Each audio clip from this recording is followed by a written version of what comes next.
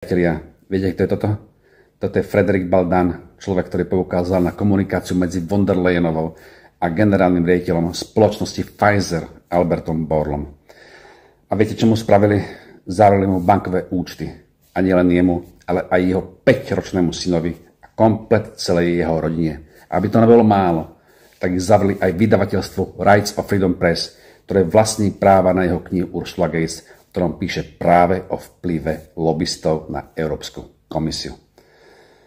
A teraz si predstavte, čo dokážu lobisti a majitelia bank, ktorí ruka v ruke spolupracujú s týmito fašistickými larvami v bruselskom brlohu, urobiť bežným ľuďom, keď namiesto papierovej formy peňazí budú len digitálne čísla v tabulke.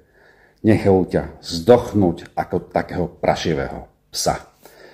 Každý, kto si myslí, že Európska únia je nejakým demokratickým spolkom členských štátov, ktorá pracuje v záujme občanov Európskej únie, tak by si mal dať preventívnu papuli, aby z tej utopie vytriezvel.